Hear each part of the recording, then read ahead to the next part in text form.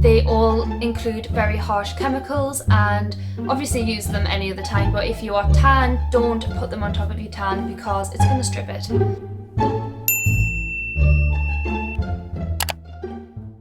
Hi everyone, welcome back to my channel.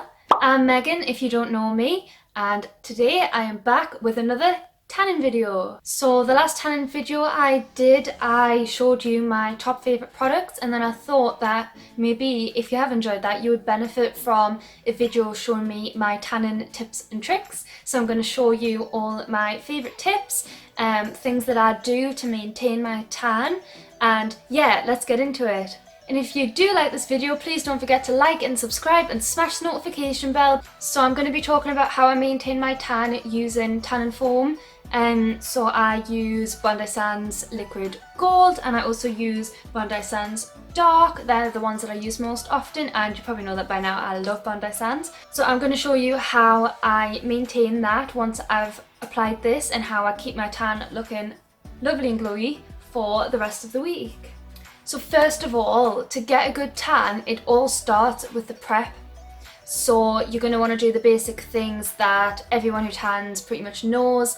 It's exfoliate, shave at least 24 hours beforehand, and make sure you've applied no moisturiser or anything to your skin apart from exfoliating. So I'm going to be talking a lot about the products as well that strip your tan, the chemicals that you should avoid. And yeah, that's one of the reasons why you shouldn't moisturise before you tan, because it will have chemicals in that will block the tan from developing, and basically, yeah, it just won't develop how you want it. It won't show up as well. So you just want to make sure that you are not putting any moisturiser on your skin apart from on your dry patches and on your face like I do, because your face is very, very sensitive and it can be really, really dry, and tan takes a lot more. So as you can see, like, I've fully moisturised my face, but the tan has turned out pretty much the same colour as my body, and that's with moisturiser.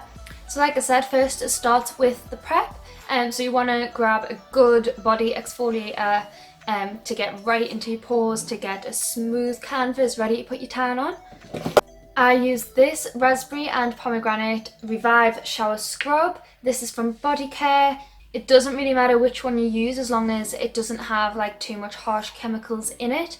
And this one really, really gets into my pores, and yeah, it works really well just to get that smooth canvas ready to apply my tan so that it'll look flawless. And then, like I said, don't put moisturiser on your body apart from in the dry areas. So your elbows, your knees, any dry patches you have. Like here, I've got a little dry patch here, which no matter what I do, it goes red. So I put some here and on your face. Definitely your hands as well, because tan takes to your hands and they'll end up just black. So after you have exfoliated and washed all of it off, make sure you shower yourself with really, really cold water to close your pores. And especially if you have shaved as well, you really need to do this, otherwise the tan is going to like sink into your pores and you're going to go all dotty. Now, it is recommended that you wait at least 24 hours after doing this before applying your tan. I don't always follow this rule and it still turns out all right, but if you have shaved your legs and you want like a really, really flawless result, then yeah, you're going to have to wait 24 hours, otherwise it is going to soak into your pores. Sometimes I don't follow this. Sometimes I will just exfoliate and shave, shower with cold water, and get out of the shower and wait about half an hour and put my tan on, and it goes all right. But like I said, if you're going somewhere you want it flawless, or I mean, the results might vary between people, it is recommended you wait 24 hours. So I have another video that I have just filmed about how I tan, showing you step by step how I do it, literally like a full-on demonstration. But I am going to talk a little bit about some of my tips when you are tanning. So one is to make sure that you start from the bottom and work your way upwards. This just helps with streaking, creasing and stuff like that. So if you start with your legs, work your way up your body, and do your back, and I would recommend leave your arms till last, because your arms will get streaked when you're like reaching over to do your back. I sometimes tend to like push on my arm to try and reach my back, and you'll just streak it.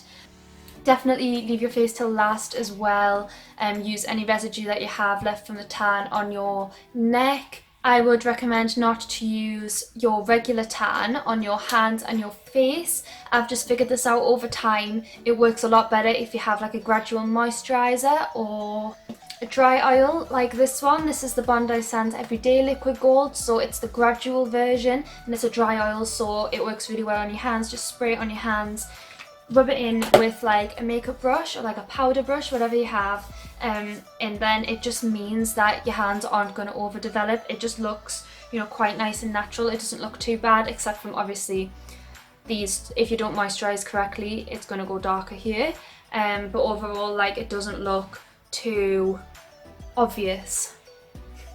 I would say the same for your face as well.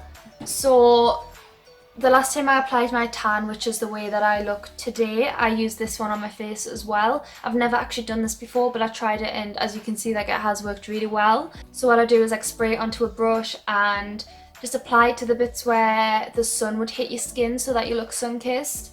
I wouldn't apply it everywhere because it's gonna look really unnatural, and then when you put your makeup over the top, it's just gonna be too much, if that makes sense. But then I do have my Bondi Sands Gradual Tanning Lotion as well, and this has SPF in it, so it's a bonus, and this is really good to apply to your face and to use throughout the week to keep up with your tan. So now to keep up with your tan, what you're going to want to do is make sure you are keeping your body moisturised every single day, especially in all the dry patches that you have on your skin. If you don't keep moisturised, it's gonna start to flake off and go really patchy. If you do keep moisturised really well, it's gonna fade nice and evenly. It's not gonna go patchy. You're gonna get the best results. If you do decide to tan your face as well, you're going to want to use a gradual product like I talked about before, like a gradual tanning milk or like a moisturiser. You want to be using that every day or every other day just to keep up with the tan on your face, because you do wash it a lot. If you wear makeup and you're wiping your makeup off, it's going to fade a lot quicker than the rest of your body. So that's why I recommend applying a gradual much more often on your face than the rest of your body. I do still recommend that you apply a gradual tan to the rest of your body as well if you want it to last longer. I done this when I was on holiday last year and it lasted for like 2 whole weeks and it didn't even go streaky. So if you apply like some gradual products like every other day in the parts where you feel like your tan's fading, it will give it that boost and it will still look flawless. So you've got to be really careful, and it is really tricky in finding products that you can use after you've tanned that isn't going to strip your tan. So these things include sun cream, moisturizers, shower gels, perfumes, anything that you're putting onto your skin. All of these you have to think about, because if they include certain ingredients, or you know, if they have a really long list of ingredients, chances are they're not going to react well and it is going to strip your tan that much faster. So some of the things you want to avoid are petroleum, mineral oil, basically anything oil based, and sodium lauryl sulfate, if that's how you say it.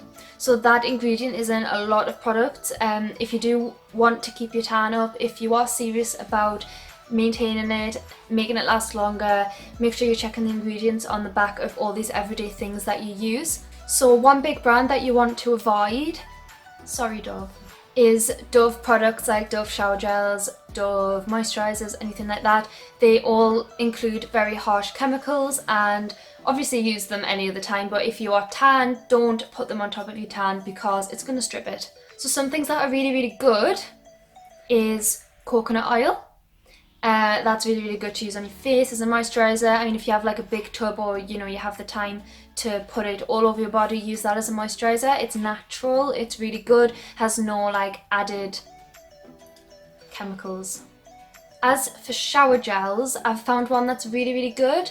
Although it doesn't have like a scent, you know, you can't use the shower gels that you normally use with a really nice scent. This is really good for not stripping your tan. So it's the Xanax 0%, which means it has like nothing added in it. So it has 0% parabens, 0% colorants, and 0% soap. It says on the back it has sodium lauryl sulfate. And the one I talked about before was sodium lauryl sulfate. So I believe that this is the less harsh version of it. So if you look for the one that is sodium lauryl sulfate, if I'm saying that right. And obviously there's nothing wrong with using your normal shower gels if you'd still like to, just keep it to a minimum. Like I would sometimes use the ones that I normally use with a really nice scents and stuff in, use them like under my arms. But I just wouldn't put them everywhere because I like to keep my tan for really, really long. And another thing that people don't think about is perfume. So if you think about it, if you're spraying perfume like all over your neck, all over your wrists, any chemicals that are in it are gonna fade your tan faster. So just bear that in mind. It might make your tan go really patchy if you're spraying it just in like select areas. I tend to spray mine over my clothes now. Might spray a little bit on my wrists because I'm not too bothered about my wrists because I don't put much on my wrists anyway. Just leave them quite... That looks really streaky. Just leave them quite natural looking, like a gradual fade. But yeah, keep that in mind as well, perfume. And basically just anything that you use every day on your body. Check the ingredients, try and find an alternative, just if you want to keep your tan for longer. And the last tip I have is to make sure you're having relatively cold showers, especially when you're first washing off the guide colour after your tan has developed. The hot water is not going to do any good and it will make your tan fade really streaky and patchy, so just keep that in mind. I always look forward to the day when I'm scrubbing off my tan and I know that I can use really, really hot water because I need to try and get it off. That day is just the best. But apart from that, like obviously don't have freezing cold showers, but just bear in mind that the hotter the water is, the more your tan is likely to strip and fade unevenly. And I think that is it. Unless I think of any more, then I might do a part 2 because like I said, I've been tanning for a while and I've got like loads of tips and tricks. I really do hope I have helped you and I hope you have enjoyed. If you have liked this video, don't forget to like and subscribe, and remember to watch my videos every single day in July. I am trying so hard and I have loads of content to make and get out there, so I really do appreciate you watching my channel, and yeah, I'll see you again soon.